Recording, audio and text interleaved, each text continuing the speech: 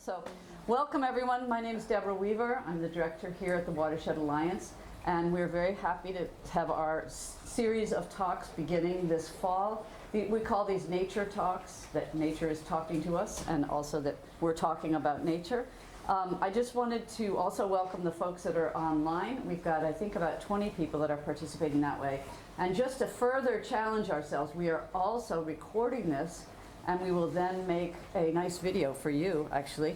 And also that it will be online so people that couldn't participate tonight can see the video. And we have many videos on our website, including some beautiful drone photography of the river, etc. So I encourage you to nose around and look at that. So we're very excited to have you come and talk with us. I heard Blake talk at, when was that, in March?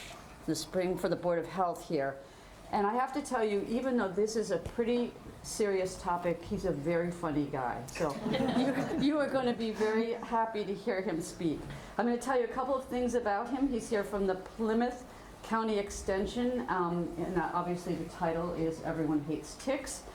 He graduated with a degree in biology from UMass Dartmouth, and he's been a leading expert on all kinds of insects and has directed studies on bees, lacewings, which I don't even know what those are, springtails, earthworms, and other insects. Wow. He helped to develop guidelines and practices that are currently being used worldwide. So I think we should all welcome Blake. Thank you. Thank you so much, and so glad to be here. Good evening, everyone. Thank you for making it out on this chilly evening to come down and hear about ticks, which is, I know, maybe not the first thing on your mind when you wake up in the morning. I think Deborah maybe oversold me a little bit on my jokes because my family doesn't really laugh at me at all. So if you guys laugh at me a little bit, I'll feel really good about myself on the way home. But once again, we're here from Plymouth County Extension. We are an education organization. We work with universities and colleges in the area. We've done work mostly with UMass Amherst, but we do some work with like University of Rhode Island. We've done some stuff for Harvard. We do stuff with Cornell. We do stuff with all of these different organizations. And the idea is basically just to get the research from these universities and bring it out to the public, as opposed to like what we see nowadays, scrolling on Facebook or looking to the news, where anything can change. You ask something on Google, AI is going to spit out a result, and who knows if that's real. So the idea is that I'm paid basically just to tell you guys the truth. And I'm not going to have any bias in this at all. It's just there. It's just the information. And I'm not even going to try to convince you to do anything.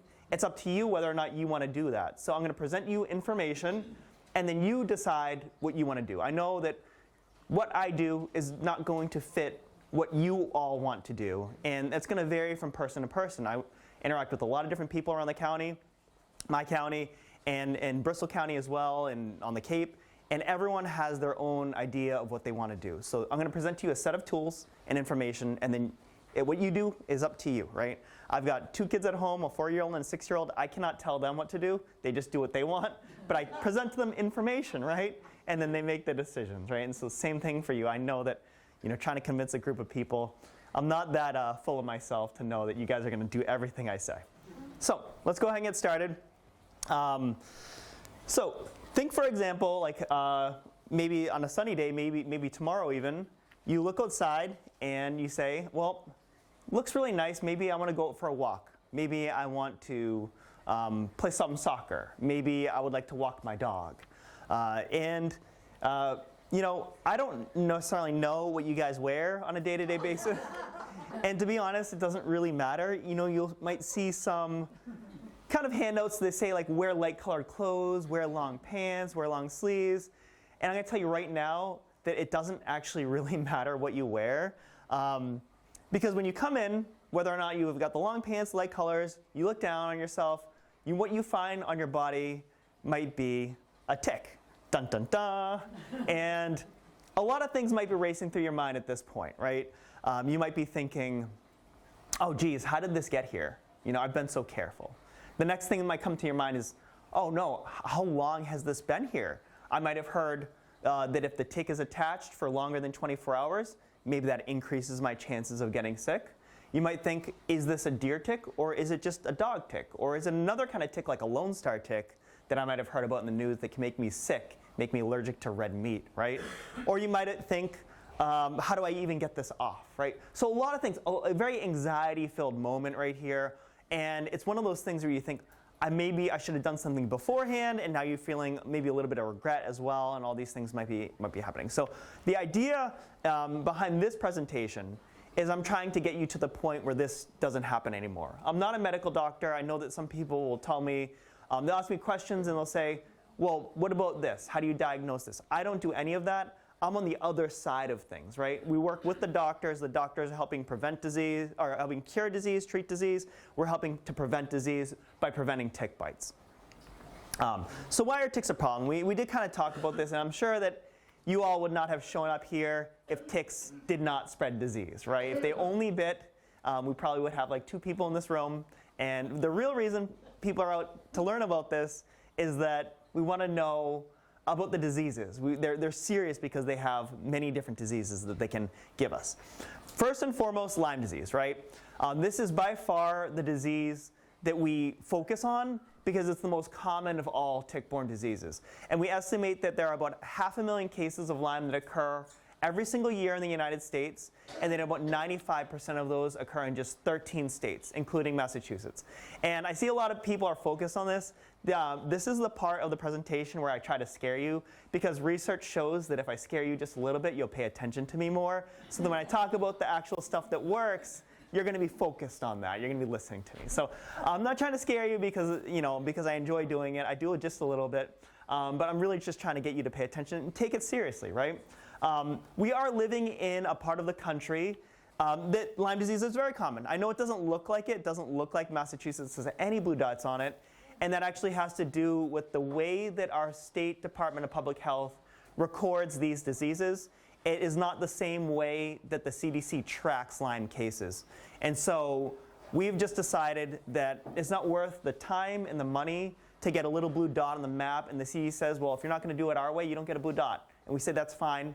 We're going to take this time and money and pour it into prevention, which I think is better, right? You don't need, if it's raining outside, you don't need someone to tell you it's raining. You want an umbrella and a raincoat, right? And that's what we're doing here in Massachusetts, which I think is great. We estimate that the economic burden of Lyme disease is about $3,000 per person per year. Now, most people will not pay that much. Your insurance companies will not be paying that much. But what this means is that if most people are not paying that much, on the other hand, if this is the average, that there are a few people that are paying way, way, way more than that for the treatment of Lyme disease per year. And these are people that we recognize have chronic lasting symptoms, right?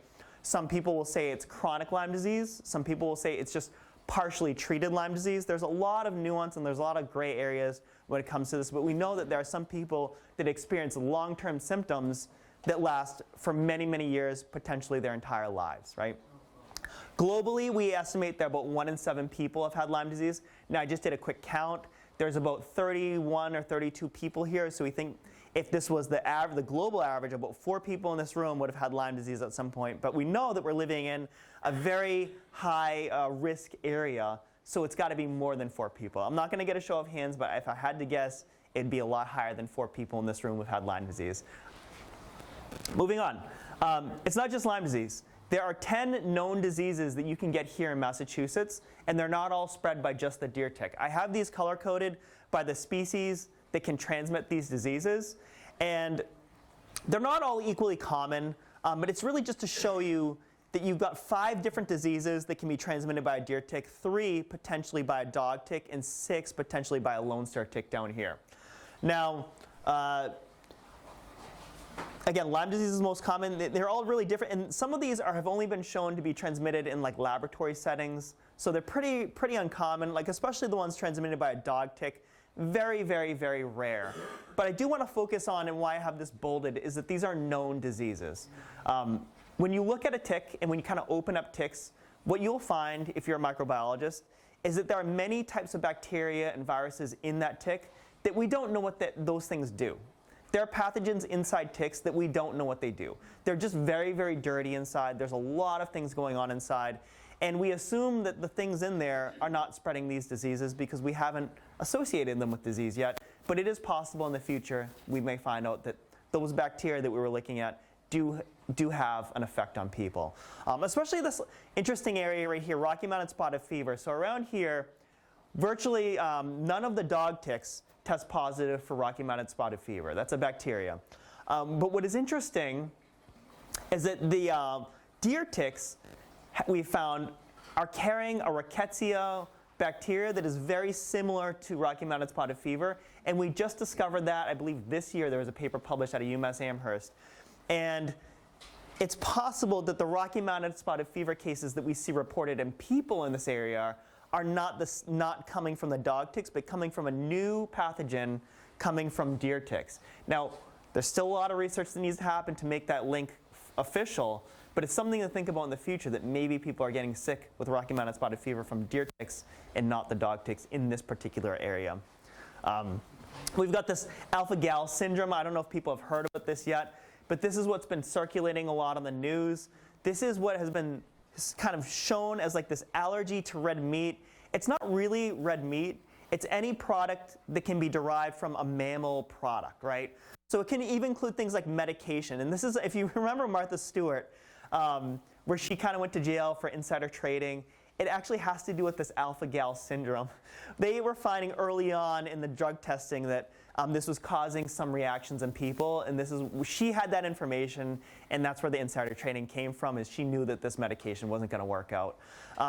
But yeah, we knew about this because the gel capsules and pieces of this, it was grown in pig cell lines, and that is a mammal product, right?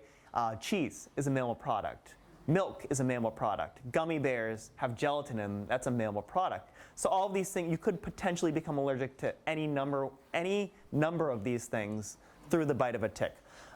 So what's interesting about this is that it's correlated with tick bites, and I know there's some data, it's building and building and building, kind of showing that ticks are causing this. But what I want to show you is another map in the next slide, where it's just to show you that there's still a lot of unknowns regarding this syndrome. So this is the map of Lone Star tick. This is the map of alpha-gal syndrome. This is where you find it, right? You can see some bits in Minnesota. You see kind of like distributed, or really along this like barbecue belt, where people like to eat, I guess, pulled pork and listen to country music. And then you have like further down south, but you have like Florida and Texas, which is really interesting, is that you don't really have the alpha-gal down here, and I imagine they still eat a lot of red meat and listen to country music down here too. So it's just interesting that you see this patchy distribution, right? But when you look at the number one tick, the tick that we have associated this syndrome with, and this is where you find that tick. So there's not a one-to-one correlation here, especially up here in Minnesota. So it makes you wonder, why is everyone here in Minnesota getting this alpha-gal syndrome when you don't have the tick? And why is it that when you have the tick here, you're not getting that alpha-gal syndrome? Are people just in Texas not getting bit, and then people in Oklahoma getting bit? That doesn't seem like it's happening to me. So there's a lot of unknowns with this particular syndrome. So when you hear about this, even the CDC, the last slide, they said like CDC, even the CDC has said it is caused by the Lone Star tick. There's more to this story than we know. So when you hear about this, 5 or 10 years from now, and they decide, oh, it's actually caused by maybe a virus inside ticks, or maybe it's an association with some environmental factors that are going on in these areas, or maybe the other ticks can cause this as well. Don't be surprised. Don't think that the science lied to you. It's just that the science, we're not really there yet. We don't have all the data yet. Number one question I think that a lot of people want to know is, are the ticks going to be bad this year? And unfortunately, living here in Massachusetts, they're bad every single year. There are some years where there are fewer than others, and some years where we have more. But in my opinion, when people ask this question, what they're really asking is, do I have to worry about ticks this year? And the answer is, you always have to worry about ticks this year. Because the only time you don't have to worry about them is when the number is 0, right? Even if there's 1 or 2 out there, you still got to think about them, right? This is just a typical year. So I do some research as well, and I was collecting these ticks one brisk February morning, walked around a parking lot of some conservation land, and I found these in about 15 minutes. And about 2 of these, about 50% of them, are carrying Lyme disease. So this is kind of what you're looking at, right? But it's not just the adults. Like you got smaller stages, and you've got the nymphs, and you've got the larvae as well. And they pass through 3 stages after hatching, feeding once each time. So deer ticks go through a 2-year life cycle. They live for 2 years, but they only ever eat 3 times. And they don't move a lot. So their strategy in the ecosystem, in the environment, is to sit and wait and just take a chance, and maybe something will pass around. They've got a lot of time on their hands. They can wait for a long period of time, and if something doesn't brush into them one day, they don't try to hunt it down, and they don't chase it. They just sit there and they wait for the next day, and the next day, and the next day. And if you saw from that previous slide, there are many, many out there. And we know that not all of them feed.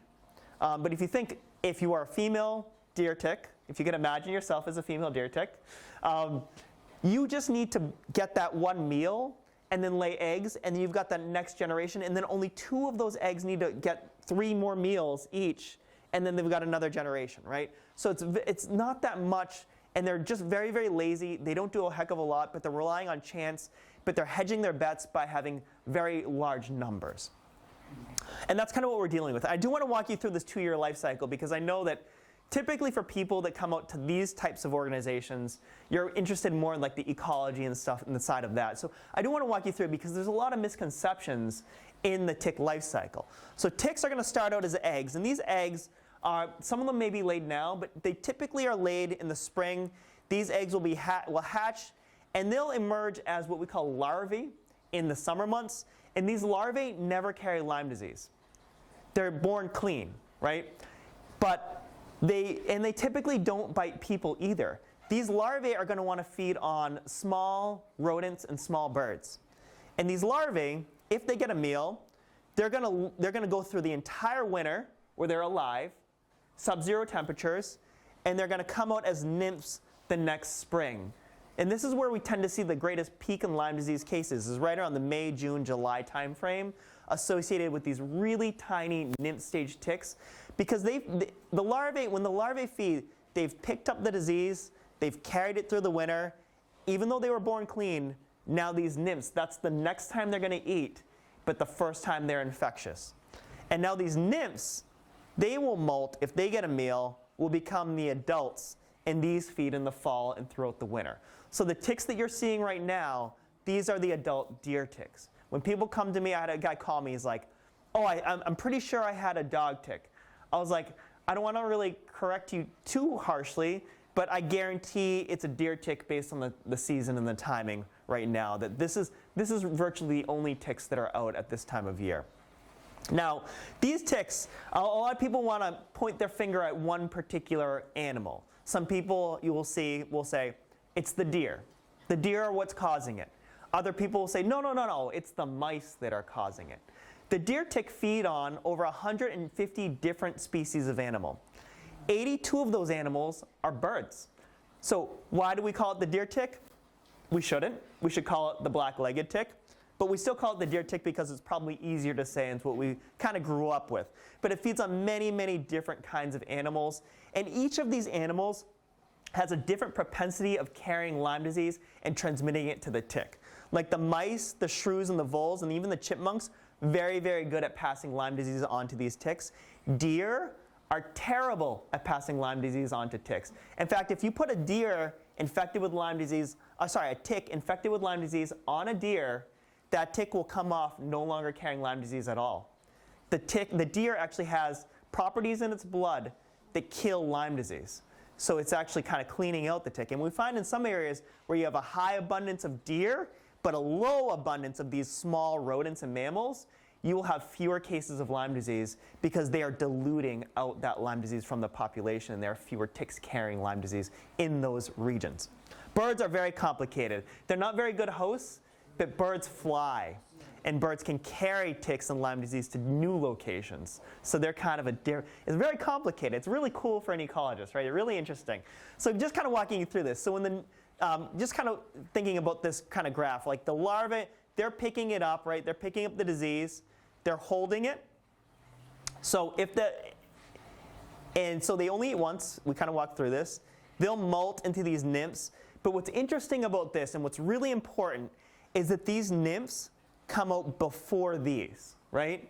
So these nymphs, last year's nymphs, they are what infect all of these rodents and animals right before these larvae go to feed. If you were to swap these two life stages, you would no longer have tick-borne diseases. They would just disappear. It's the fact that you have this, the ones carrying it, infecting these, and then these passing it on to the next generation. So you have that ping-ponging thing going on. And what you'll notice here is that adults do not play a role at all when it comes to the passage of disease in an area, in a region. So what is important, and why are the deer important, and why do people point their fingers at these deer, right? So where do the deer come in? Well, the deer are the most important reproductive host for ticks. So while if you have an abundance of deer, you may have fewer cases of Lyme disease, you will have many, many more ticks in the area. So they're they amplify the populations of ticks, right? So they're incompetent and they may dilute it out, right? So this is where the deer come in. And if an adult tick feeds on that deer, right?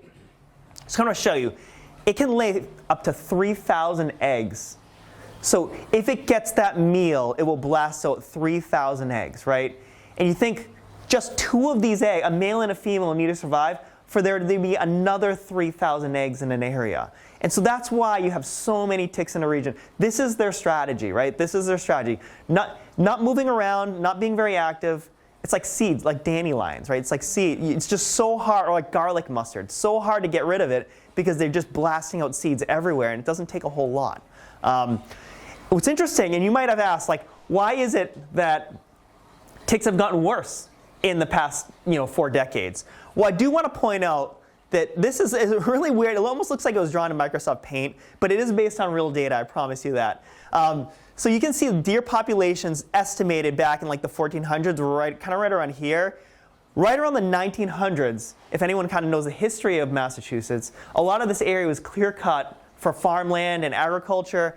And then you also had a banning of deer. You weren't allowed to hunt deer. And then you kind of see this rebounding of deer populations.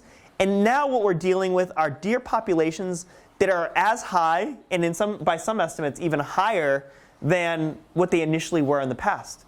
So this reforestation and this regrowth of forests and this removal of agriculture, and even just like the lack of hunting in an area, have caused these deer populations to very dramatically rebound.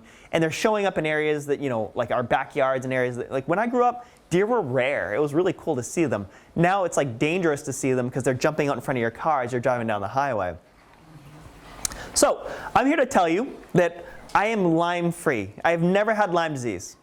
I have not been bit by a tick in over 30 years. And you saw how many ticks I collected in that jar. I'm doing tick research. Next week, I'm going to be plucking ticks off deer, right? I'm doing all this stuff, right? I like to hike. I like to camp. I like to fish. I lead several nature walks through the summer. I believe I led 5 firefly walks, 7 butterfly walks. I led 3 dragonfly walks. I lead these all throughout the summer, and I still have not been bit by a tick in over 30 years. So it is entirely possible to not be bit by ticks, right? And it's not luck, right? I'm not a lucky person, right? This is me going out collecting ticks. This is what a college degree will buy you. Thousands and thousands of dollars to go to Lowe's, buy a dowel, and hang a piece of flannel, and then walk through the woods and count ticks.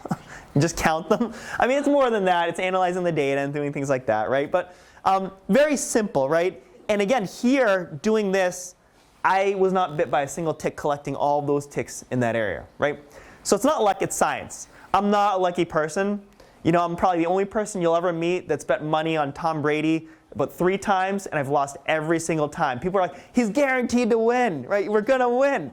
Put some money on it. I think I put $5 on it. He lost. And that happened 3 times in a row for me. So I don't gamble. Like, needless to say, I would never go to I wouldn't do well in Las Vegas. I'm just not a gambling person. But I am a scientist, and I do trust data. So when I look at data and I see a study that says, oh, if you do this, it can prevent tick bites 91% of the time in this study, or 99% of the time in this study. Or if you do these types of behaviors, you can prevent tick bites by this level, right? That to me is what I rely on, and that's what I do. I mean, I haven't been bit in 30 years. That's not to say that I'm never going to be bit, but it means the likelihood that I'm going to be bit is very, very, very, very low. And I can still go outside and enjoy myself. I don't think about ticks when I'm out having fun. I like to photograph nature. I don't think about ticks. I want to enjoy myself. And I want you all to be able to do that too, without thinking about ticks. Okay, so we're going to start with personal protection, because in my opinion, this is the most effective way you can protect yourself, and it is the cheapest way to protect yourself.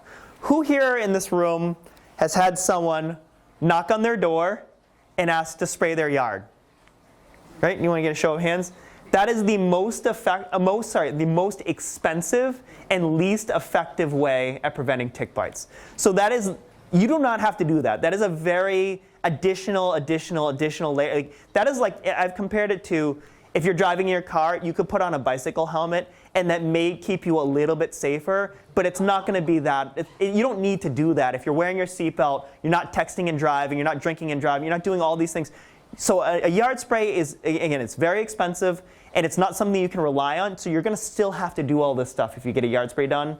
And maybe I'll share this about myself. So I'm not trying to insert any bias, but when I went to school, the book that kind of like got me into doing this kind of work and got me into biology was a book called Silent Spring. And so that is when I went to get my research done, and I was like learning about this, and I really wanted to prevent all these disastrous things from happening. But I'm still going to, again, not to insert bias, I'm still going to tell you how to do a yard spray properly, because that is your decision, right? I don't do one. You can do one if you choose to do that. But focus on personal protection is going to get you 99% of the way there. And if you want to do yard spray after, it's on you. So let's talk about the biology of a deer tick. These deer ticks have no eyes. They're blind. They can't see you. They have no idea where you are. Again, that strategy of just having many out there, if they they lay 3,000 eggs and 2,000 of them just never find anything, that they'll still have 1,000 out there for this chance. So they don't need eyes. They're just waiting for us to bump into them, to walk into them, right? And when we do, they've got this claw that they use to latch on. And it's a little bit like Velcro, where it can latch onto fur, it can latch onto clothing, it can latch onto skin, it can even climb rubber. And so sometimes people think like, oh, if I wear rubber boots, this is really big in like the garden, when I talk to garden groups, they think that if they wear their garden boots, that the ticks can't climb up the garden boots. But the ticks can climb up the garden boots. And I've told them so many times, and they never believe me. So that's why I made this video of a tick climbing up some rubber boots. And now they finally believe me, even though I'm telling them that they can climb up rubber boots. So what matters the most is not the clothing you wear, not the color of clothing, not whether it's long or whether it's short. You can wear shorts in the summer, you can wear Crocs in the summer, but it's the repellents, the type of repellents that you wear. This is really, really important. DEET is one that people really don't like, but that is effective. If you don't like DEET, you've also got an option of picaridin and IR3535. The big thing about these is that you don't need more than 20%. And I think I have them with me right here. Yeah, so I got this, and I got this. Okay, so we have a few different kinds of DEET right here. And the brand doesn't matter either. I just happen to have off because it was readily available. This is 25%. This works identically the same as this 100% DEET. There is no added benefit for spraying 100% DEET. And I tell my friends this when we go fishing, and they're choking and they're burning their eyes and it's melting the plastic, and they're spraying this 100% DEET, but they are getting the same level of protection as I get when I use this 25%. When I'm in my yard, just hanging out with my kids and my wife, we use 7%. You don't need to go all the way up to the 20% if you're just in your yard. You can just use the 7%. You're going to get a lot of protection. The point is to just use a little bit. Now, why is it that I recommend these? Well, on the back of these, there's an EPA registration number. These are EPA registered. That means they've gone through a process where they've been looked at for both safety and effectiveness, as long as you're following the label. If you look at these essential oils or these all-natural products, they can work. So in some studies, they've shown that they work. However, what you buy in a store is not necessarily going to be what those scientists ran in that study, because there is no regulation around all-natural products. I can sell you a bottle of Poland Springs water with a sticker on it that says tick spray on it, and that's not illegal. It's going to be just water, but it meets the definition of all natural, even though there's some false advertising. I can just still do that, and I don't have to test it. I don't have any data that supports it, and I can sell that to you. So when you go to a store and you buy an all-natural product, you are putting your trust, your own personal health, in the hands of someone selling you something to make money. And that is never a good position to be on. Now, if you know someone who makes their own essential oil sprays, you go to a farmer's market, you trust these people, and you make them at home, that's different, right? Because now you have control over that situation. If you're just buying something, you don't know if that works or not. So that's why I don't recommend them. But I'm not going to tell you not to do them, especially if you know of a reputable person that makes these essential oil sprays. They typically don't last as long. They may protect as well, but they typically don't last as long. So that's my take on repellents. The next thing we have is another product. This stuff is called permethrin or permethrin. This is, even though it says it's a repellent, it doesn't do a very good job at repelling. This is actually a pesticide that you would apply to the outside of your clothes. And it works really, really, really, really, really well. It's a very low concentration. When this has been tested for safety, it's been proved safe for pregnant women, nursing mothers, and infants and toddlers. It's a very, very low concentration. WRWA published some numbers on this, and they said that if you weigh about 130 pounds, you can be exposed to 32 full bottles of this with no ill effects per day. So if you spray this just on the outside of your clothes and you weigh about 130 pounds or so, you're not going to go through 32 bottles in a day. I've got a cool video to show you. Does anyone object to me killing a tick? Would anyone feel bad about that? Okay, because I promise you there was a tick harmed in the making of this video. This is a tick climbing on my pants right here, and you can see it. It'll start lifting up its feet like that, and that tick just fell off dead, right? So this is a treatment I apply to the outside of my pants. My jeans are treated with this right now. My shoes are treated with this now. I treat my socks with this as well. It lasts for 6 washings or up to a month on things like shoes. And everywhere you go, the ticks are just going to fall off your pants if they go to touch it, right? It's something that it's only going to impact. It's not like a yard spray where you're killing everything in that area. It's only going to kill things that climb up your pants. And how many things are going to do that are also sensitive to this? It's really just going to be ticks. It's not really going to affect anything else. It doesn't even really kill mosquitoes. If a mosquito lands on your pants, it's not enough. It's not potent enough to even kill a mosquito landing on your pants. It's just not that strong. But the ticks are small. We're taking advantage of that. And they crawl up your pants, and they spend a long time crawling up your pants. So they are exposed. It doesn't take a lot to kill a tick. They're very, very sensitive to it. So that's something you can do. It's very, very simple, very, very easy. Fabrics only, but never skin. So if you're in the summer months, if you want to wear, some people ask me, well, you can't put it on your skin, so what about like July when it's really hot? Do I have to wear pants? You don't. In the summer months, we talked about those nymphs and those larvae being active. Those you find typically about ½ an inch off the ground. So as long as you are wearing socks and shoes that cover up to your ankles, you can walk around in shoes and socks in the summer months, and those nymphs and those larvae are not going to be able to climb up your shoes and socks. They're going to die, and that's what I do. Again, it works, and I can wear shorts in the summer, but the thing is, if you are kneeling, like if you're working in your garden, you're kneeling, now your knees are that ½ inch close to the ground. You would want to wear pants and stuff if you're doing a lot of stuff on the ground. But if you're just walking through your lawn, walking down trails, walking outside, walking around a parking lot, just shoes and socks are fine. 6 washings or 1 month, 70 washings through this company called Insect Shield. I don't like to promote brands, but this is the only company I know that does this, and so you just kind of have to put it up there. Cats. I'm a cat person. I love dogs. I grew up with dogs, but I'm definitely a cat person. Like when I go home, it's like the cats are what I want to see, right? And cats have a sensitivity to this. Dogs do not. Cats do. So dogs, it's less of a concern, but with cats, and I've spoken with veterinarians about this, and they're like, it's 0.5%. It's so low that it's almost negligible. However, to be on the safe side, spray it outside, let it dry, and then you can bring it inside. And I've done that, and my cats, there's no exposure, there's no ill effects or anything like that. Treatments for cats and dogs.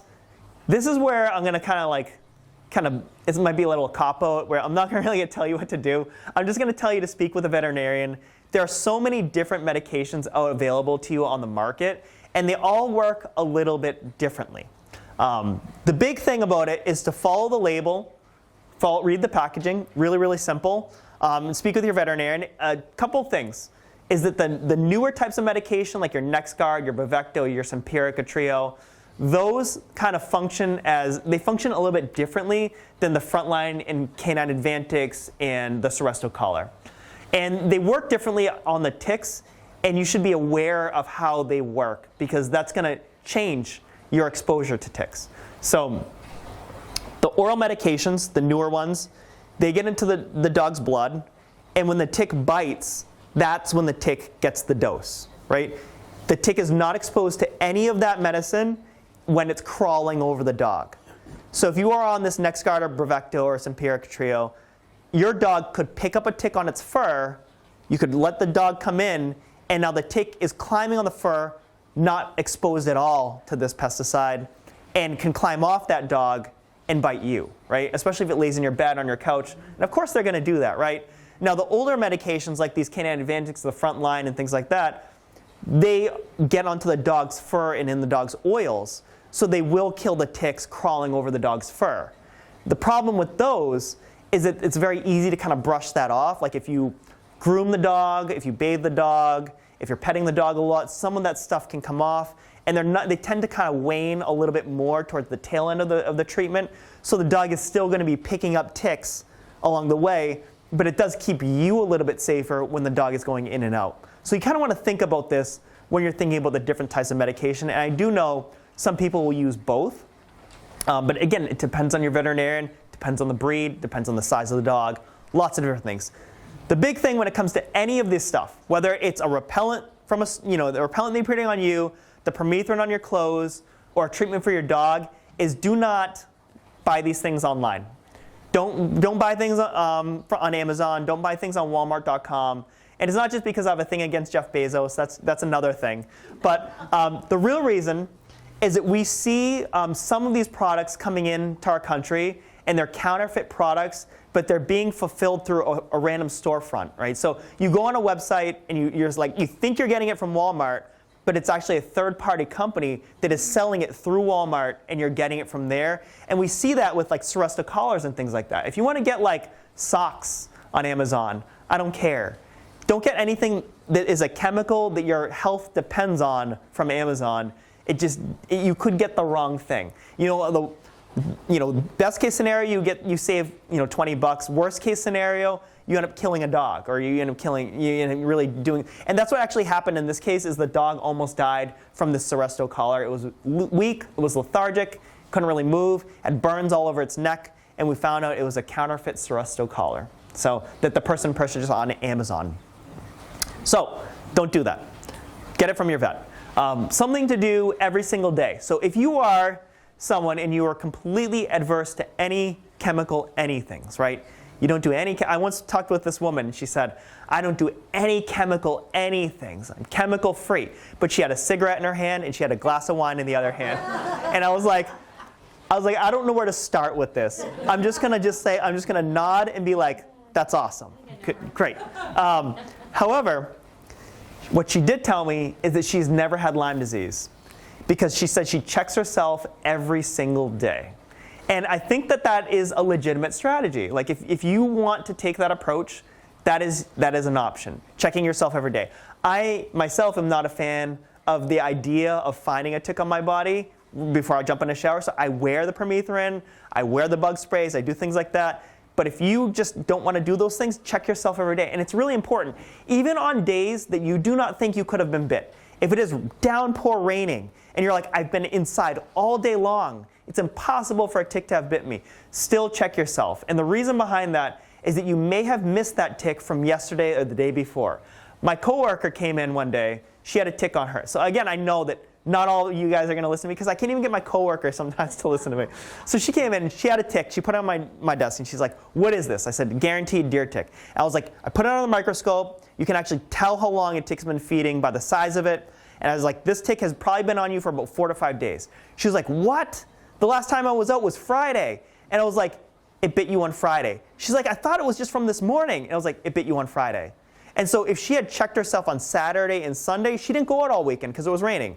She had checked herself on Saturday and Sunday. That's 2 additional chances to catch that tick. And now, by the time she put it on my desk, I believe it was either Tuesday morning, it might have been Tuesday morning, that the chance of her getting Lyme disease, if that tick is carrying Lyme disease, is almost guaranteed, right?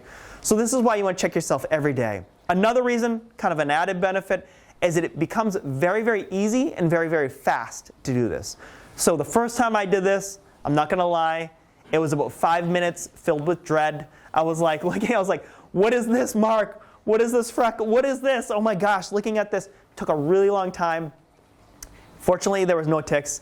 But now, before I get in a shower, it takes me about, 10 to 15 seconds.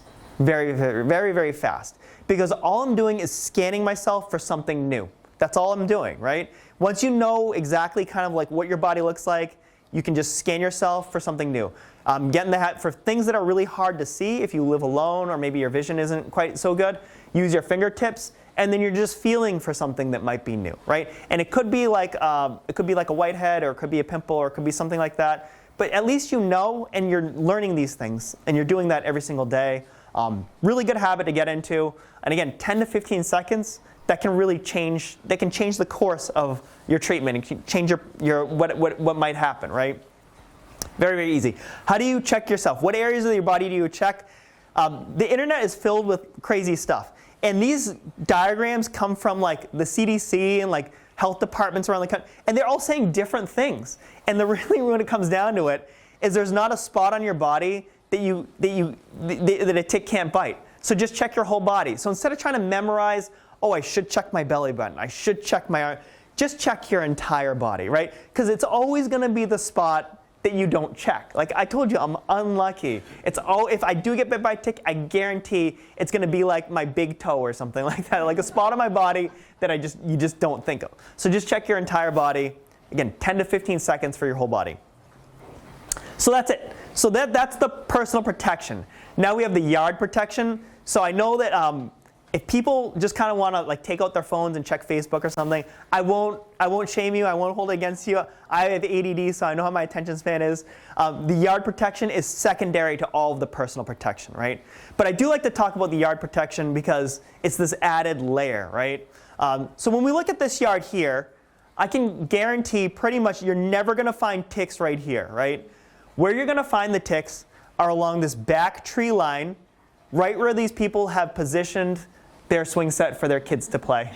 So what this tells me is these people either don't know about that or they don't care about their kids. But it might explain why kids age 5 to 9 are the highest age demographic for contracting Lyme disease. They are the highest age group, kids age 5 to 9. The next highest age group are the 50-plussers.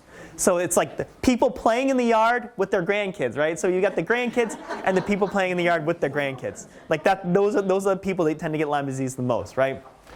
So we do estimate that about 70% of Lyme cases occur from people spending time in their backyards. So it's not necessarily you going out for a walk, going hiking. This is you taking your dog out to go to the bathroom.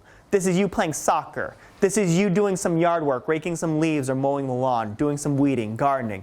This is where people are picking up these ticks and getting Lyme disease. Again, another reason to do the daily tick checks, not just when you know you've been outside. Where do you find ticks, right? Most people will say they'll find ticks in tall grass, right? That is like the #1 myth surrounding ticks. Where you find 80 to 90% of deer ticks is about 10 feet from the tree line. That's where you're going to find them. And it does not matter if the grass is short. It does not matter if the grass is tall. This is where you're going to find the majority of all of the deer ticks. The larvae and the nymphs are going to be found about 2 to 3 feet from that tree line. The adult ticks, the ticks that are active this time of year, about 10 feet from that tree line. And it doesn't need to be like, it says forest edge. That's what it says in studies. But that could just be 2 trees. Like if you have a house and in between you and your neighbors, there's 2 tall oaks or 2 maples, that's the forest. That's what they're talking about. It's 2 feet from the trees, from the tree line, where these trees have dropped their leaves in the fall and where you see an abundance of all of these animals, right? Where do you typically find your blue jays and your robins and your squirrels and your chipmunks? You find them hanging out along the tree line, right? Sometimes a little bit further out, but mostly along the tree line. The deer come a little bit further out. But the interesting thing about deer is that not only do they clean out that tick from Lyme disease, if an adult tick bites this deer, that is the last time that tick will ever feed. So not only are they not carrying the Lyme disease, they're not even really likely to bite you at that stage in the game either, because they've already fed. So the deer, where the deer are in your yard is much less of an indicator of where the ticks are. A greater indicator is where you find the birds and the rodents, right? The things that you're not necessarily looking at that are less conspicuous. So here's another study kind of showing about the grass. They were doing some trail work, and they wanted to know if a single mowing event, will reduce the number of ticks along these trails. And they found that it didn't at all. There were the same number of ticks on the mowed side as there were on the unmowed side, and you can see the difference in the height of the grass right here. Again, the mowing, it doesn't really make a difference. It's the distance from the trees. So when you see the kind of advice saying stick to the center of trails, that means absolutely nothing. That's a myth, right? So if you think like, I'm going to wear my rubber boots, stick to the center of a trail, do all these, that's why people are still getting, they're like, I'm doing everything I can. But you're doing the wrong things, right? You're doing the things that are not based on science. Leaves and snow. Leaves and snow, very, very good at protecting ticks. So I know this is kind of a situation where, have people heard about leave the leaves being very, very beneficial for native organisms? And they are. They're very beneficial for native plants and native organisms. But guess what is a native organism in this area? Deer ticks. And they also benefit from leaves the same exact way that your fireflies and your beetles and your butterflies and your moths benefit from leaves. And part of that is through insulation. So this is a study that was conducted in Maine. And what they found is that when the temperatures were minus 23 degrees C in this area, which is about minus 9.5 degrees Fahrenheit. So if you think that when the air temp drops that low, below zero, underneath leaves and snow, it was still above zero, 26.5 degrees. A difference of almost 40 degrees just because of the insulation that snow and leaves provide, which is why it's so good for things like fireflies and moths and all these things that need that in plants, but also why it allows ticks to survive the winter. Ticks will die if temperatures get cold enough. They actually die right around 0 degrees Fahrenheit. So they will die if temperatures get... So it is a decision that you need to make when it comes to managing the leaves around your yard. And so what I do, the approach that I take, is that I care about these insects, I care about things like that, but I also have 2 kids at home, a 4-year-old and a 6-year-old. So I think, where have my 4-year-old and 6-year-old been playing all summer long? These are the areas that are going to get raked, right? And where do I deposit these leaves are the areas where I have my pollinator garden, where we see the fireflies, where we see all these things. That's where we leave the leaves, is over there, right? And we still get the good, and we still have the usable space. So a lot of times when I see these arguments, people think it's all or nothing. Like they have to just either leave the leaves there in their whole yard, or they think, I need a rake to get rid of ticks in my whole yard. You can make that decision of where are the areas around my yard that we use, and just manage your yard that way. And it's going to be different depending on the type of person. Like when my kids move out, I'm just going to leave the leaves everywhere, because I'm going to be about like 20 years older, and I'm also not going to want to rake the leaves, but also I'm not going to have to worry about the kids playing in the yard, right? And be cautious of where you pile them. Where do most people pile their leaves? In that edge, in that tree line. So you've just built mini tick condos. You've just protected those ticks around your entire yard. You rake the leaves, you're like, oh, my yard looks nice, and now you've fully insulated those ticks for the entire winter. Chemical yard sprays. Once again, not great bang for your buck, but I know there's people in this room that are going to want to do it. So I'm going to tell you a couple of things about this that I want you to know. Right? It's really important to know, because yard sprays are kind of like the Wild West, and they're almost like predatory in a lot of ways. There's a lot of room for you to be taken advantage of when it comes to yard sprays. And there's not a lot of oversight when it comes to them. So I'm going to tell you a few things to ask, and a few things to look out for, and how to do it, properly. Okay? So the big thing is if you hire someone, I do not believe you should be paying more than $150 for a yard spray. And that's with inflation. If you're paying like $200 for a yard spray, you can get it done cheaper. And the reason behind it is because you can go to Lowe's or Home Depot and buy something like this that hooks up to your hose for about $20 and get the same exact thing. So if you want to pay someone $180 for half an hour of their time, and there's no guarantee that they're even doing it the right way, you're paying them a lot of money for something that's not necessarily a guarantee, right? So that's where I'm at with this. If you do it yourself, you want to follow the label, of course. The sprays to get, do not get any of the all-natural yard sprays. So the all-natural repellents have been somewhat effective on skin and repelling ticks, but these all-natural yard sprays are not effective at all. They do absolutely nothing. So if you've been getting them now, I apologize. I would stop getting them at this point. But as far as the ones that are available on the market do not work. You want to time your sprays. So if you get the synthetic spray, if you get the all naturals are technically synthetic. They are made. But the traditional pesticide sprays, you want to time it for one spray, at least one spray early mid-May. If you want to do a second spray early mid-June. These are the traditional ones last for about 4 weeks. So you want to time them about 4 weeks apart. And you want to kill this nymph stage, which we think is responsible for about 90% of the Lyme disease cases. So that's what you do. You hit this stage, and in the fall, this is what becomes this. So you get less of these if you just do the 2 sprays. So you really only need 1 spray. If you want to do these sprays, you really only need 1. And if you want to do 2, you need 2. You can get 2. If someone is putting you on a spray plan for 6 or 7 sprays in a year, they are spraying 5 times. They're just saying, will you give me $1,000 more if you're paying them $200? And they're like, and you're like, yes, I will. I will give you $1,000 more. And they're just going to be like, fine, I'm just going to take that. And they're taking that from you and you and you and you and you, and they're making a lot of money off this. Again, there's a lot of room to be taken advantage of this. I've had people tell me they're getting sprays done in like February and March, and that the nymphs aren't even out then. And so they're getting these sprays done so early and so late because these companies don't want to just make money in May and June. They want to make money for a longer period of the season, and so they're just going to keep doing that. What if you still get bit? So all hope is not lost if you still get bit. What you want to do is you want to grab a pair of tweezers, pull straight up, and that's it. You don't want to use Vaseline or anything like that. What we know is that can cause a tick to regurgitate, and as gross as that sounds, we also do not know if that enhances disease transmission. So do not do that. No Vaseline, just a pair of tweezers.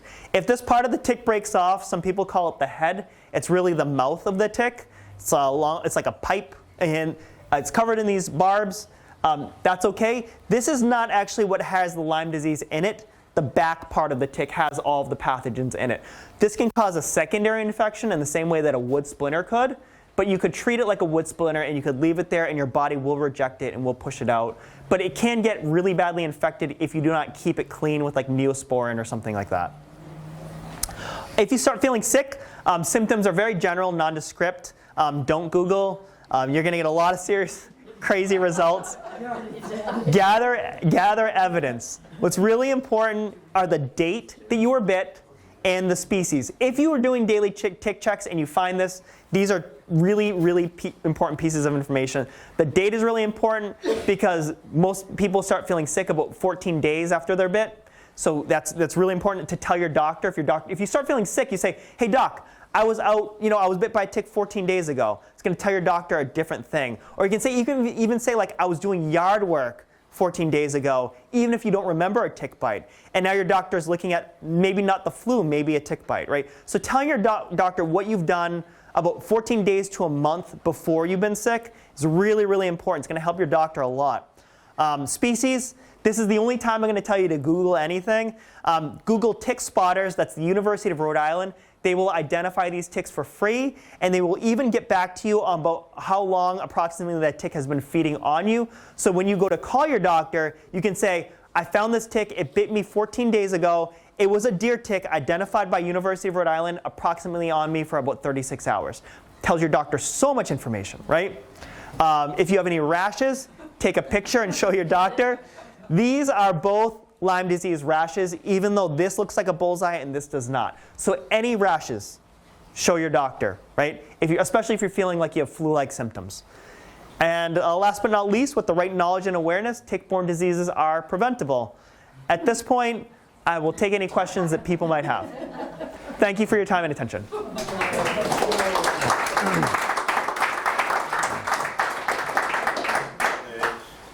I noticed that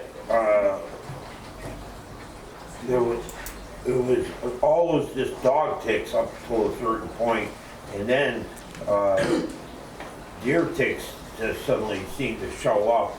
But I would find it hard to, I would find eventually I was in the mindset of the dog tick, which is very open about how it crawls on you, and then I would find that the deer tick bite, I would just find it where I don't want to, like around my genitals. Yeah, it's you're not the only person that kind of has observed that, where we're seeing like a shift from like the dog ticks into the deer ticks. They're becoming more common, mostly because of like the rebounding of deer populations, but also the growth of forests. What we're kind of also seeing is that there may be some kind of successional thing. Like dog ticks you tend to find mostly in open fields and areas like that. And then deer ticks you kind of find in these edge habitats. And what's interesting happening in some parts of the country is lone star tick is replacing the deer ticks. So there could be some successional kind of thing moving along where you have maybe lone star ticks are more of a deeper forest kind of tick. And then you have deer ticks where maybe they're the edge habitat kind of tick, the ecotone. And then you have the dog ticks, which are more the open fields and meadows kind of tick. We could be seeing something like that as well. Okay. Yeah, I was curious, what is it about the deer's blood that prevents the disease from spreading in the deer? So the question was about the deer's blood. So you kind of caught me I haven't done my homework. So there was actually a study that was published, I think like a month ago, and I have not gotten around to reading that. We've known this for a while, but we haven't known exactly what was in it, the actual mechanism behind it. It's got to be some kind of antibodies or something like that going on. And they published a study, I want to say about a month ago, and it's on my docket to read, and I have not done my homework on that, so I apologize. But we can look, if you want to email me, I can email you. I can even email you the specific study, or I can email you a summary of that too. Great, thanks. Yep. So why is there vaccines for dogs and not humans? Because there's no anti-vaxxer dogs. And that's the real answer. Because dogs don't get to pick if they're anti-vaxxer or not. We just give them the vaccine. There was a vaccine for Lyme disease back in the 90s called Lymerix. And it was taken off the market. People complained about arthritic symptoms. But when you look at the data, there was never any increase in arthritis of people getting more arthritis after taking the vaccine. So it was never shown to increase that, despite the fact that people were complaining about it. But the fact that people complained about arthritic symptoms after getting the vaccine was enough to cause enough panic and media attention and opened up a class action lawsuit. And so the company decided to settle, and none of the people who complained about it got money, but the lawyers got a lot of money, and the company lost money and decided we're never doing that again. And that's why we don't have a vaccine. But we have the technology. We can make it. Right now, there are about 3 vaccines in development. One is through Pfizer, and I believe one is through Valneva. And I forget where the third one is through. And they're all like just kind of hanging, I think, trying to read the political climate, trying to see if now is the time that people will not be anti-vaxxers and will buy our vaccine. Because it's all a cost-benefit analysis. Like, they need to know if people will purchase this, right, in order to do it. And some of these companies, like Pfizer, are the ones that manufacture doxycycline. So it's like one of those things where they're like, we're going to lose money off this doxycycline if we make this vaccine, and we need enough people to buy this vaccine. And so there's a lot of things that kind of go on along that. And unfortunately, we're the ones that miss out because of that. Yep. If you would be so kind and refresh me again. So the deer tick and the dog tick, we might as well call them tick A, tick B, has nothing specifically to do with only on deer or only on dog, correct? Partially. So the dog tick does prefer dog type mammals. Foxes, coyotes, wolves, our own pet dogs. They will bite other animals, but they have a very high preference for dogs. So that they could say, like, my kids are like the mac and cheese kids. Like, they eat other things, but they prefer mac and cheese, right? And so the dog tick is kind of like that. I mean, but we name things like this all the time. You know, like there's a number of different birds, for instance, named after things that are just not very descriptive at all. Like the red-bellied woodpecker is always confused with a red-headed woodpecker. People always confuse those two things, and you're like, maybe call it something more descriptive. I don't know. But the deer tick in particular likes the deer as an adult, but we, as in the entomology community, we call it the black-legged tick. Because it's not even the only tick with black legs either. So we would call it Ixodes scapularis, but people don't like to use scientific names. So I call it the deer tick because my point is to communicate, right? And so you know what that is when I say that. Okay, thank you. Do the ticks, we talked about getting on you from the ground. Yep. Get in the trees and drop down? That's a good point. I missed covering that. So the ticks never climb trees and drop down off trees. They never do that. Deer ticks especially, are very prone to drying out. So if you drop humidity below 82% humidity, the deer tick cannot survive. It will die in a matter of days. So even though it lives 2 years, it will die in days underneath 82% humidity. So when it starts to do this thing called questing, when it climbs up either it could be a blade of grass, but it could be a twig or a stick, or it could be anything. It's losing moisture, and it's actually dying. So if it were to climb a tree, if you can imagine climbing a whole tree, losing moisture the entire time out there, these ticks are blind, and then climbing over and being blind and waiting for that exact moment to let go and fall. Yeah, it's not going to happen, right? They do not climb trees. Now, there are some ticks, the winter tick, which climb really high up and maybe on saplings and stuff because they're looking to attach to moose. And so the moose, you can find winter ticks pretty high up off the ground. But these winter ticks don't really bite people. They don't really like to bite. They're going for moose. Physically have to come in contact with you, or? The deer ticks, yes. Well, they need to come very close to them. There is some evidence that they use like electricity, static electricity and stuff. They can move on that, but it's like millimeters. So like they might be able to move like millimeters on static electricity across, like to close gaps that way. Are moose the same as deer? Because I read an article about Vermont and how moose. Yes. So do they clean ticks as well? Because it sounds like. I don't know, actually. I'm not sure if the moose have that same property in their blood to do that. Have other countries reported incidences of ticks or any illnesses in the US? Has it Yeah, there are other countries suffering from tick-borne disease. It tends to be mostly like northern hemisphere. Like Europe has a lot of. They have.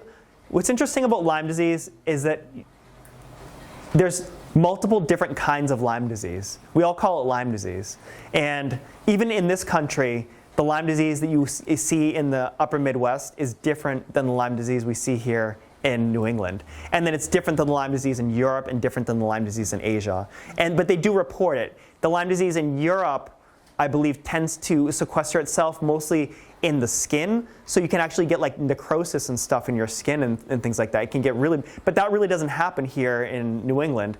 And then the one in Asia can sequester itself in the neurological tissue. So it can actually cause a lot of brainish, like thinking and cognition effects. So it's different, but they are experiencing it in different parts of the world for sure. Has there been any studies done as to people maybe suffering from Lyme disease before it was discovered, say in 1970 or whenever it was discovered? I would have to assume that this has been going on for a long time, but maybe they didn't know what it was. Yes, so Lyme disease we've kind of traced back to the last glacial maximum. So it's like, it's been around for a long time and relatively unchanged. Like, so it's been around for, and so we know that like people must have been suffering it from times before. There have been some case reports for people like in the early 1900s experiencing like arthritic symptoms post-tick bite. And so we know that that's very likely Lyme disease because of that. And yeah, so that, I guess that kind of answers, yeah. It just didn't have a name, yeah. Just one last question, because it's time for us to wrap up. We have someone online who is asking, how long can a tick survive inside on your clothing without feeding? So if a tick is indoors, the ambient humidity indoors is generally below the 82% mark, and the tick will die very, very quickly. It's actually hard to keep ticks alive indoors. Like if I brought that jar of ticks, that jar of all ticks would be dead in about a weekend if I brought it indoors. They die very, very quickly. But I guess like if we're thinking like crazy, wild, hypothetical scenarios, if I found like a pair of like wet clothes or something like that and like hid underneath there, potentially, you know, the ticks will go about 6 months without feeding. So potentially 6 months or so. But like highly, highly, highly unlikely that it's just gonna sit there in your clothes and you're never gonna clean up those wet, and you're gonna keep re-wetting those clothes. And like, it's just like improbable, right? But generally, what happens is they're brought in long enough to bite, right? So they're usually brought into a house. In a couple days, if it dies in a couple days, that's still a long enough time to bite. And once it starts feeding, your blood has enough water content that it's not gonna die. I think that was. Just real quick, yeah. I appreciate all you have told us. Is there one publication you can recommend? Because I learned so much, I would like to maybe summarize it or something. So I can actually share this PowerPoint with people if they want to review it. I don't, you know, it's not something that's like, I want, the more people know, I don't care about people copying it. I actually kind of want people to, so that they spread that information out there. So we can share that. I do have a few different studies that are like reviews, but some of them are a little dated now. Like, and I say dated, I mean like 2016, which was 9 years ago. So like that feels old to me, but it still has a lot of good content that you can look at. Tick Encounter from URI has a lot of good information, but it is very dense. I think my one complaint about Tick Encounter is it's almost too much information. And so you can find almost everything you need, but you have to really kind of weed through it. So those are really good resources, all of those. And if you email me, I'll get you any information you need. Yeah, so we will be editing this video, and then it'll be on our website too. Good. So you can just, in probably 2 weeks it'll take us to get that done. But then it'll be available anytime. You just go onto our website and you can find all the videos and look at it at your leisure. So thank you. Thank you so much. Yep. Thank you.